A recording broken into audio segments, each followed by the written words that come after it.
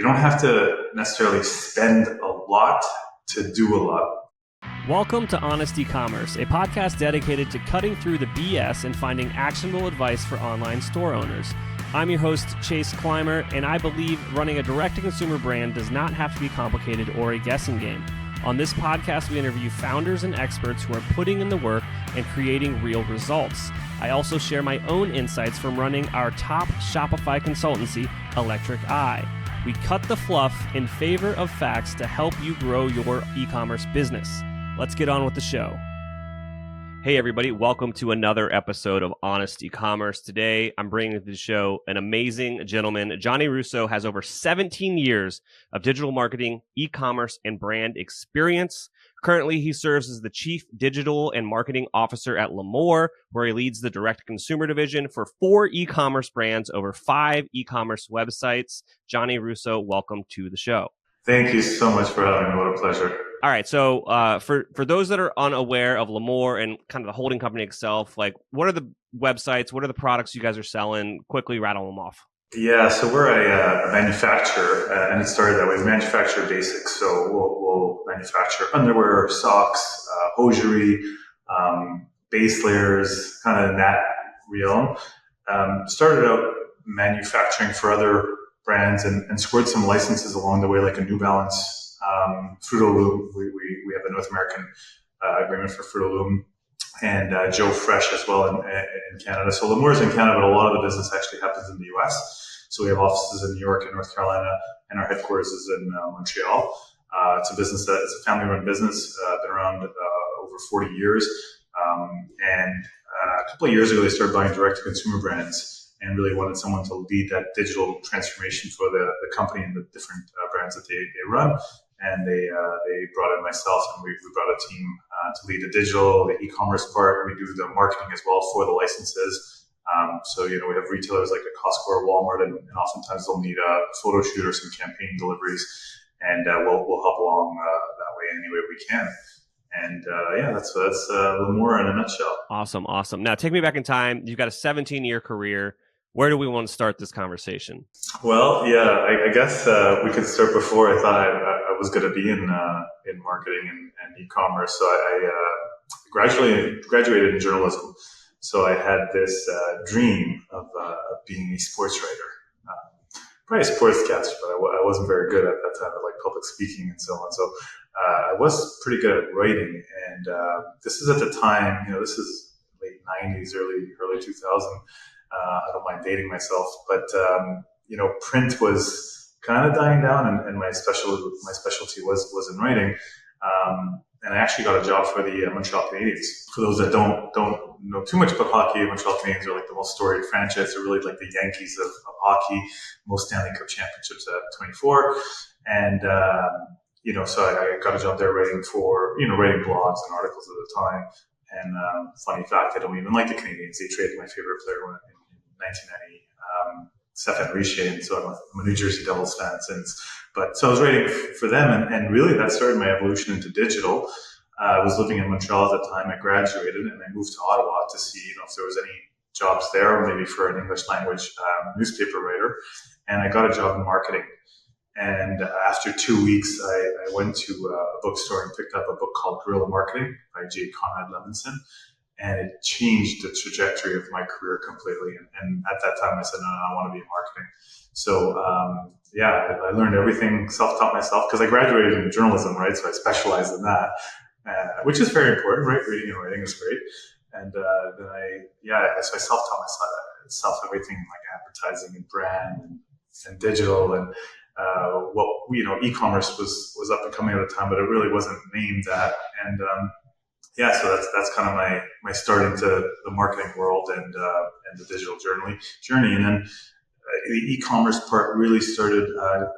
There's a company called Buffalo Jeans, which I'm pretty big in North America. They've sold into Macy's, and they obviously have their own brand and so on. So got a job there, and I love the fusion of technology, retail. I've always loved fashion.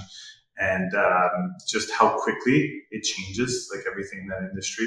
And then I said, I'm going to be in marketing, in digital, in retail, in fashion, e-commerce, let's go. And I just stayed on that journey and loved every minute of it. That's amazing.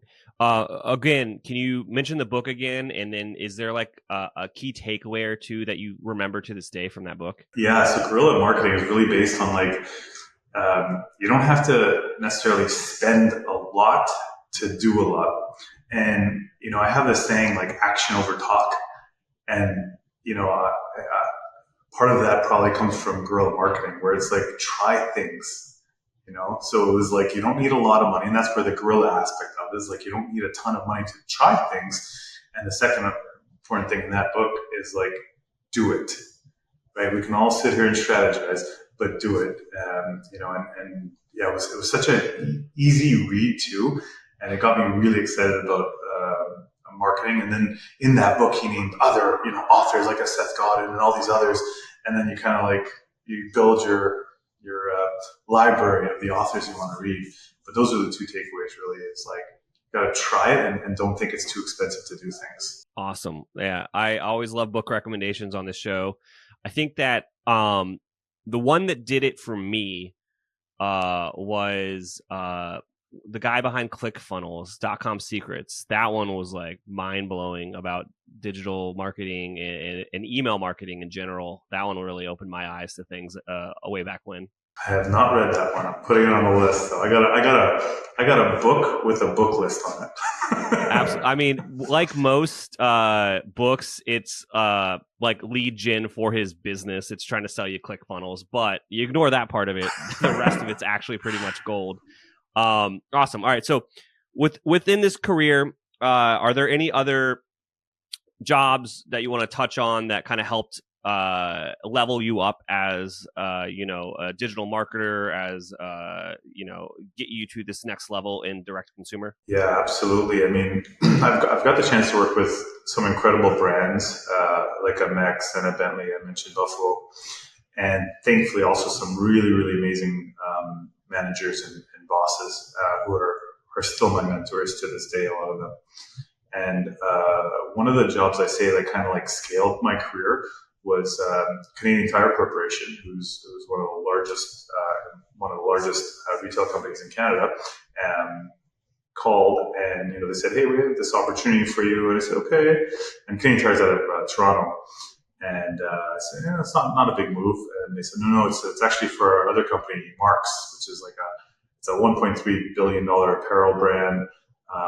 They're only in Canada for now, anyways. They have Mexx and they keep her, but Canadian Tire has other banners like a Sport Check, which is sports equipment and apparel, and they have a bunch of hockey stores as well." And so it was moving to Calgary, all the way out west. Calgary, Alberta is right above Montana for the U.S. Listeners and viewers, and it's a public company. Like I said, one of the biggest. It's so respected, and when you work for a larger company at that magnitude, right? What you get access to more budgets and more vendors, and you have I guess like a higher brand awareness. Even just things like speaking, right? It was easier to book speaking engagements or get people to invite me to conferences or so on, because now it's Mexx and Canadian Tire. So it was an amazing, and you get bigger challenges, right? That's also a good thing when you're a young leader. Like that's what you want. You want those big challenges and get them out of the way early on in your career, so you know how to handle that. And it was an amazing. I spent 4 years there. Met some amazing people, great friends. It's always nice to have friends in different parts of the country, or all over North America, I guess, for that matter. And really welcomed my time there and got to learn so much. And like I mentioned, just having like a bigger mandate.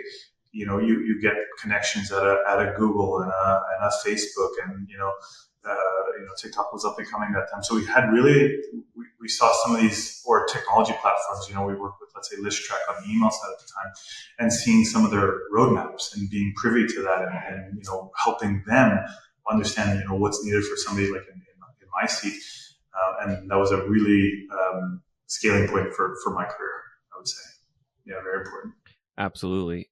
So you mentioned at the beginning, and I kind of want to call back to it and ask a question, that you were brought into Lamour to help lead up the direct consumer division. What did you inherit? What was that part of the business like before you joined, and then like what were kind of that roadmap that you were trying to implement for those kind of assets, basically for your job?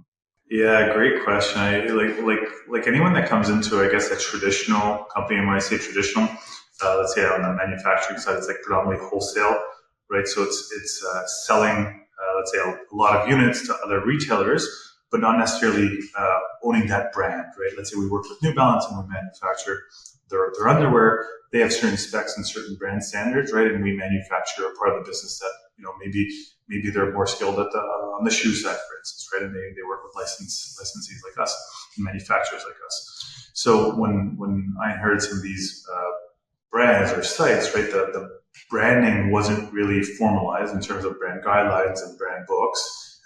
And if it was very dated because they bought some of these businesses. And the other thing was just from an e-commerce perspective, usability was off, user experience was off. Things that we forget about, like disability and all, consumer protection acts, all that stuff. Just there wasn't a lot of best practices, I'd say, being followed for the site, and also on the digital marketing side. Wrong channel splits for budgets. Email and retention wasn't necessarily a focus. No loyalty programs. Some of the fundamentals, and even just in terms of let's say graphics, not necessarily having campaign shoots or using lifestyle images. And so we changed a lot of that because, one of our brands, Thorlo, which is a North Carolina-based brand made in the USA performance sock business. And, it's a very technical brand. So there's a lot of things on cushioning and compression and grip that, not having some of these images or videos didn't tell that story. And so we made sure to lay out a plan, right? It's not all done in one day, but we laid out a plan and had certain milestones in year 1 and year 2 and year 3 to build that out. And some of that required bringing in talent.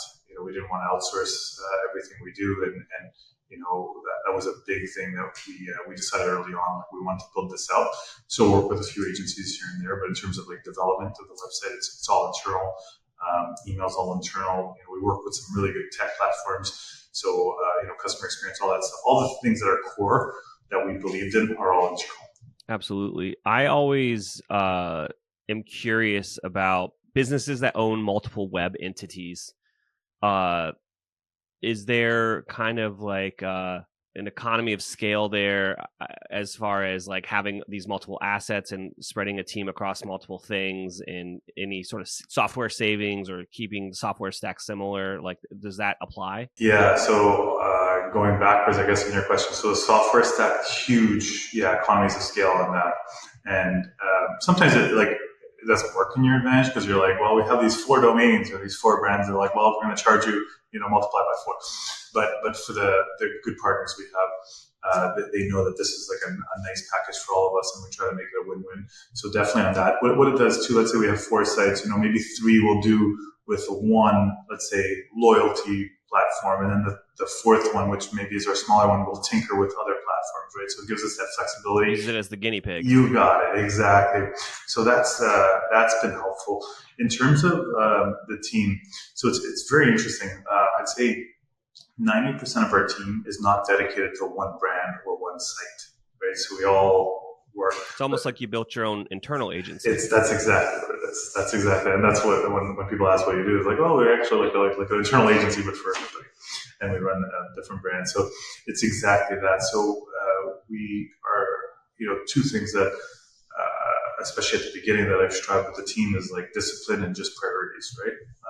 A lot of times, at the end of the day, it's I just couldn't get this. That's okay. Move on to the next day. But it's number 1 on your next day if it's that important. And if it's not that important, as long as it's done that week. So we have these changing priorities, as you can imagine, because 4 different brands, 5 different sites, a 6th coming soon. From the start of the day to the end of the day, some things could break. Some things could, be more important than others.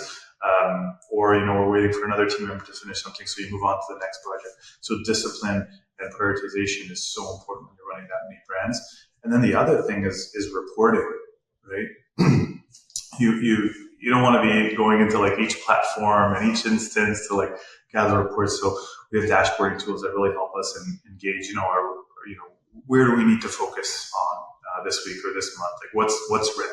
we have all these KPIs, and one of the things I say is like let's focus on some of the red ones, but not necessarily just because like one day it's red, right? Like if there's a couple of days in a row that'll be red, great. We know not everything's going to be green all the time, and that's okay. We'll fix those. So it really does allow us to change priorities and shift depending on what's happening in the businesses. Hey, Shopify store owners. Have you ever wondered if your store is leaving money on the table? Imagine increasing sales without spending more money on ads. Sounds too good to be true. Well, it's not. I'd like to introduce you to Store Tester. Store Tester is a done-for-you conversion rate optimization service for Shopify merchants. Could your store benefit from increased conversion rates, higher average order values, and improved revenue per visitor? Store Tester could be the perfect partner for you. From ideation to implementation, this full-service A/B testing service takes all of the guesswork out of improving Shopify stores. Store Tester does all the work for you while offering month-to-month transparent fixed pricing. It gets even better. They believe in their service so much, they're offering the first test for free for qualified merchants. Let me repeat, the first test is free for qualified merchants. Curious to see if you qualify for a free test? Reach out today. Visit storetester.com to schedule an intro call. That's www.storetester.com. Schedule an intro call today to see if you qualify for a free test. Hey everybody, today's podcast is brought to you by Intelligems, the ultimate profit optimization tool for Shopify merchants. I'm telling you this, obviously you know I own an agency. We use Intelligems when we're running split testing and CRO stuff for all of our clients. Are you looking to maximize your profits? Intelligems offers data-driven solutions to optimize your content, prices, discounts, and shipping rates. Join over 500 happy clients who have seen significant improvements. With Intelligems, you gain control over your e-commerce economics, boosting your profit per visitor by an astonishing 36%. But that's not all. Intelligems users report a 54.62% increase in revenue per visitor and a remarkable rise in conversion rates. How does Intelligems do it? Through a suite of tools that allows you to A/B test everything on your Shopify store, from landing pages to product prices and shipping rates. Imagine testing new layouts, offers, even a new Shopify theme with ease. We're testing a new landing page for our client on a new theme versus an old landing page on their old theme right now. Intelligems empowers you to find the perfect price point for your products and optimize your shipping strategy. But there's more. Boost your average order value with customized campaign offers and discover if your customers prefer free shipping or a lower list price. With over $100 million in incremental profit generated, they have over 1.5 billion transactions ran through their software. They have over 400 million shoppers that have gone through their test. Intelligems is not a tool, it's a game changer for your business. Are you ready to transform your Shopify store's profitability? Book a demo today at intelligems.io. Empower your brand to reach new heights. Again, that's Intelligems, giving superpowers to your customer acquisition, retention, and overall profitability. You mentioned kind of like a traditional brand. In my head, I always think of it as like a legacy brand, but like with a brand that's breaking into digital, to like e-commerce and selling a product for the first time, what is the advantages of having kind of that brand legacy and kind of, you know, notoriety, for lack of a better term, like, but what is also like a disadvantage of like trying to teach an old dog new tricks, I guess? I mean, Throw is a perfect example. That is, a 40-year-old brand. It sucks, right? It's not the sexiest of products, but we try to make it so Throw had a reputation for quality. And then it didn't spend too much on the brand side. It was really a lot of word of mouth. And then, I think it lost its way at one point, maybe 5 or 10 years ago, where it was making product but not really telling the story on that product. It's the best stuff you've ever tried on. Like whether you're walking or hiking, you're playing tennis, or pickleball, or running, whatever it is. Like I have team members that don't love sports, and they all wear our socks. It's like, no, these are great walking socks. These are great for the office or just like walking my dog. So, we had this product, we had a great product, and we need to tell that story. And, so we, twofold, like it was probably an older consumer, right? Because we didn't spend, 5-10 years of doing brand marketing, that older consumer got older and wasn't necessarily, the funnel wasn't full or being filled. And so we had to do that. And thankfully at the time, I guess this is, 2 years ago, 2.5 years ago, pickleball was growing in scale. And pickleball was also said, it's a bit older, which has not been proved true. Like everyone's playing pickleball, right? From like a 10-year-old to a 7-year-old. So age was not a thing, and neither was income levels or demographic. Like it was just like it seemed like it was scaling. And we got in really early with pickleball. At the same time, we redid our brand guidelines. We have some core partnerships in core categories for us. So pickleball was one of them. We're the premium sponsor for the Professional Pickleball Association. We signed on 4 superstar athletes. We sponsor JJ Wolf on the tennis side, who's a top 50 American men's tennis player. Running, golf, all these activities, we really upped our game in and created new products and new designs for, right? It used to be a lot of like white and black socks that were really good. Now we have white and black socks that are really good, and we added colors to them, right? New colorways and new fabrics and new technologies. So it's been, we're almost 3 years into this journey, and we see it paying off because the one thing I can say about that is we used to go after partners and be like, hey, what about this partnership? What about this partnership? And now we're trying to keep up with all the requests to partner with us, which is nice, right? And you see the success of like an On and Hoka and like they're just, it's like wildfire, right? Like everyone seems to have a pair of those, and we want to be that for socks. And that's the greatest thing is like, getting in the morning and having like 4 potential licensees or partnerships or sports organizations or universities. We're actually close to working with a university on the pickleball side, a top 5 pickleball team. And, stuff like that, we've been trying to get in the university game for a while, and now they're coming to us, which is, it's fun. It's fun to be on that end after, the work is paying off. Absolutely. Now, I do want to kind of pivot a little bit here. Beyond your corporate endeavors, you're also a published author. You are known for your book, Mastering Mindful Leadership, 105 Ways to Become the Leader Your Employees Need You to Be. That was published back in October of 2022. Tell me about that. I guess first and foremost, what drove you to write this book? I was speaking at an event last week, and I had mentioned the book, and I think they thought I was joking. I was like, no, I held it up. I'm like, no, I have some giveaways for you if you answer some questions. So I was, because as I mentioned, I graduated in journalism, right? So I've always had this thing about writing that I do love to write. And, I had a website and did some blogs on the side, and then I just had this idea, and like, I want to be an author. I definitely want to be an author. It's like, okay, so once I set a goal, I accomplish it for the most part.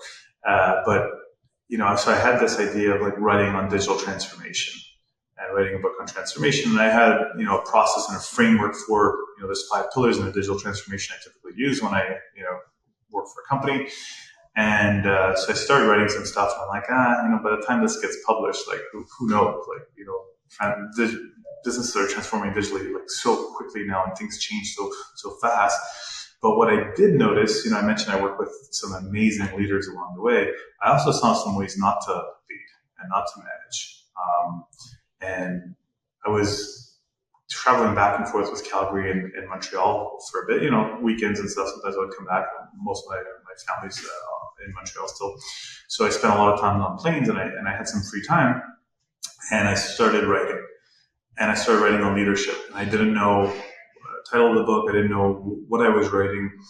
But I was just writing down thoughts. And then I had this idea of like, each thought is a chapter.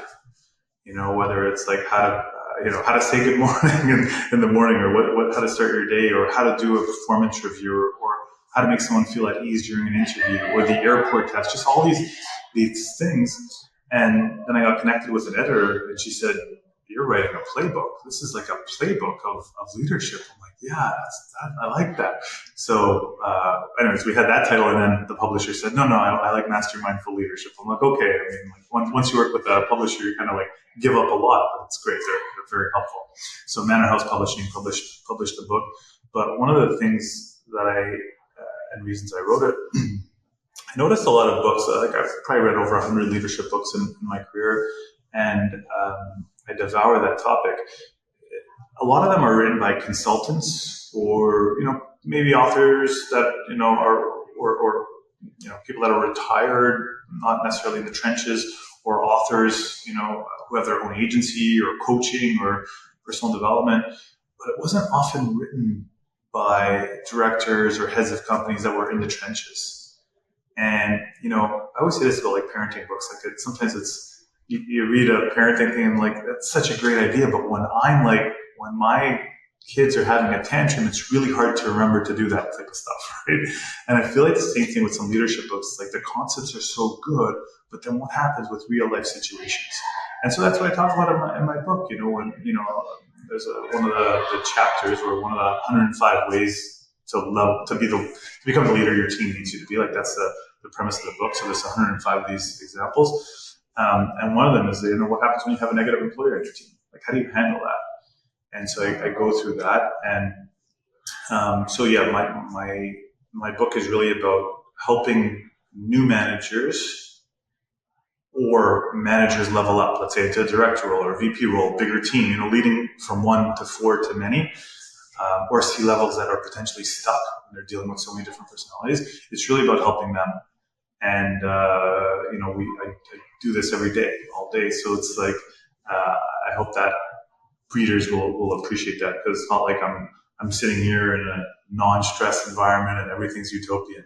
And all these challenges that I talk about in the book have happened to me, and I've had to find a way to figure it out. And that's what I mentioned before about being like Mark's and Canadian Tire. Like the challenges are so big, and it's amazing because then you're like, okay, I've done this. Some of these challenges might take days and weeks to solve or fix for, or they're just ongoing, and that's what experience does. So I just wanted in the end to help people become better leaders. That's the reason at the end of it. I mean, that's an amazing gift to put out there to the world. 105 ways to become the leader your employees need you to be, mastering mindful leadership. Make sure that we'll link to that in the show notes. Now, Johnny, is there anything I forgot to ask you about today that you think would resonate with our audience? I guess like challenges. If we wanted to talk about challenges a bit, I mean, you talked to a ton of people about this, and I wonder if you're hearing some of the same thing. But like for me, it comes back like there's a talent. A lot of people are saying like there's not enough talent out there, or people don't want to work. Like I don't know if that's true, but I think retaining talent can be a challenge. Right, I think churn rate is like at 18% right now in businesses. That's a lot, right? So like retaining talent is probably top of mind, especially in our field where you have you've invested all this time in people on a digital strategy or something that's really like specialized, and you want to keep. I think the fulfillment aspect of things on profitability level, right? Like fulfillment and operations like that could be like 15 to 30+% of your business, right? And I saw a brand the other day who is on Shopify, and Amazon is shipping all their goods, whether it's an Amazon FBA business or the orders from Shopify. Amazon's shipping 100% of that with Amazon Buy with Prime. I'm sure ShopPay is going to have something to say with that at some point. Shopify and Amazon are partnering, but we'll see where that goes. But fulfillment is such a challenge for so many vendors, especially if it's not core. I'll give you an example. Like we're a manufacturer. That's what we do best is ship thousands of units. So now you're asking a DC. We do most of this internally. We're asking a DC to ship thousands of units and now ship 1 and 2s.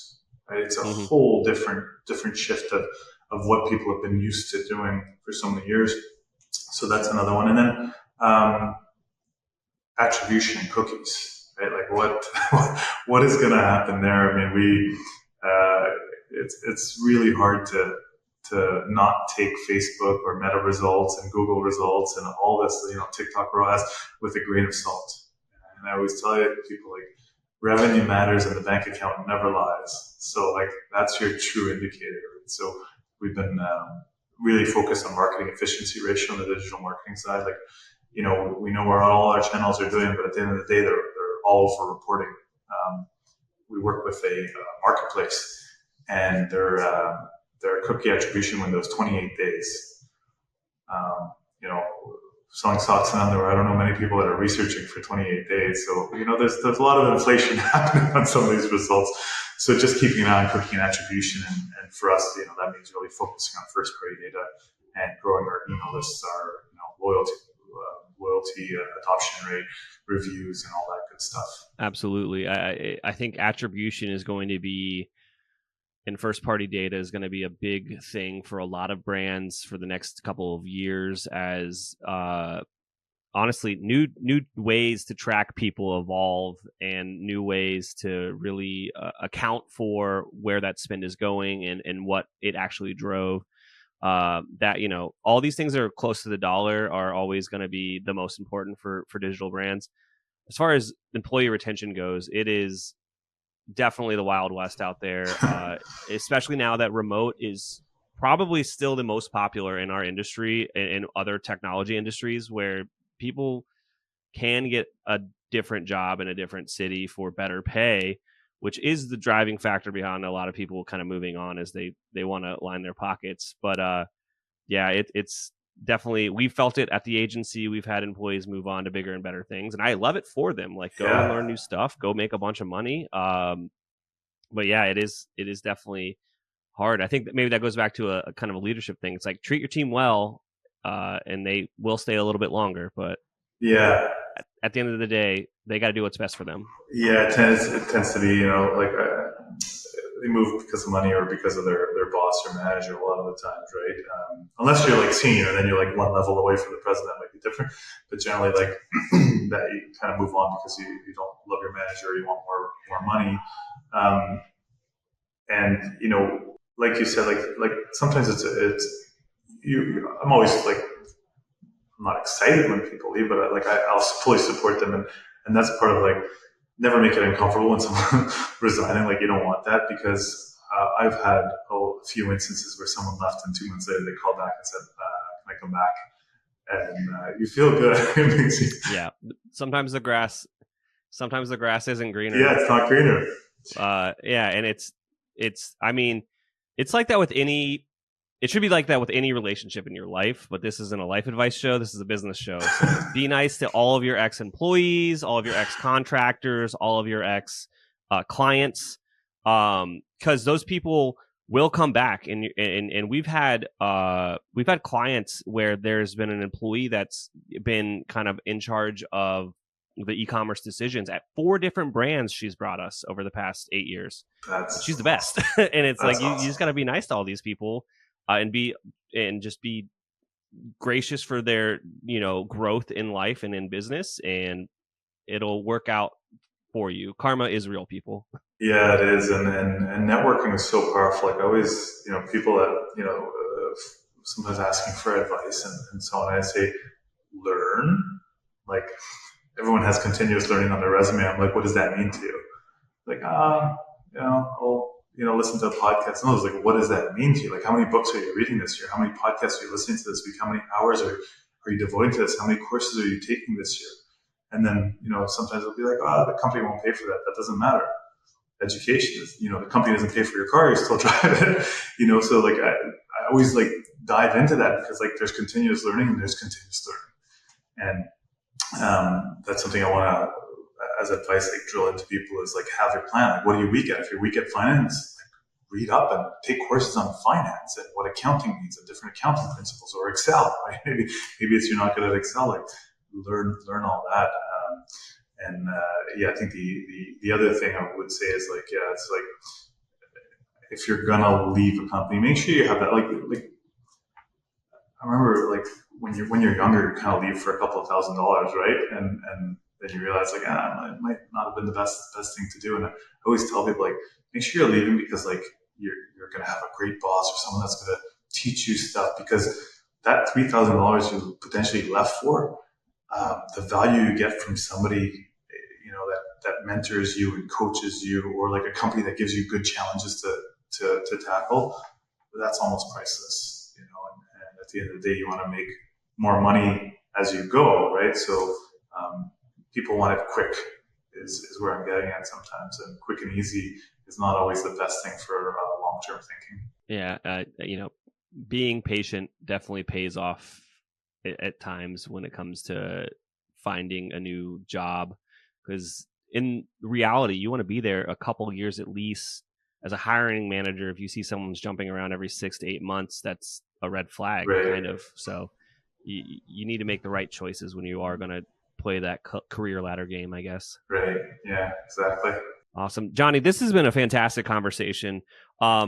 If people are curious about the products, what are a couple of websites or brands they should Google? Yeah, Thorlo. Thorlo is one of them. So Thorlo.com. The other one is Terramar Sports. And the other one is We Are Papi. So it's Papi Underwear, P-A-P-I. We Are Papi is another one. And then wherewithin.com. So wherewithin.com is another one where we actually house all the licenses that we manufacture for on one site. So it's like our very own marketplace. And we're building a couple of these B2B sites as well. So, smaller boutique stores can be able to go online and shop for their stores. Awesome. And then and the book, it's on Amazon. Any other places they should find it? Yeah, Amazon, Indigo, some other ones are popping up. We're trying to get it translated into a couple of different languages, so working on the publisher with that. That's the thing when you work with the publisher, you kind of like give up all this control and they do it all. So sometimes they'll be like, hey, can we get on this site? And, they'll put it into their roadmap, I guess. But for now, Amazon's the main one. So haven't seen it cross over into Europe yet, but I know people have bought it from Amazon. Awesome. Johnny, thank you so much for coming on the show and sharing all that knowledge. Chase, thanks for having me, and so glad to catch up again. Awesome. Thank you. Thank you. We can't thank our guests enough for coming on the show and sharing their knowledge and journey with us. We've got a lot to think about and potentially add into our own businesses. You can find all the links in the show notes. You can subscribe to the newsletter at honestecommerce.co to get each episode delivered right into your inbox. If you're enjoying this content, consider leaving a review on iTunes. That really helps us out. Lastly, if you're a store owner looking for an amazing partner to help you get your Shopify store to the next level, reach out to Electric Eye at electriceye.io/connect. Until next time.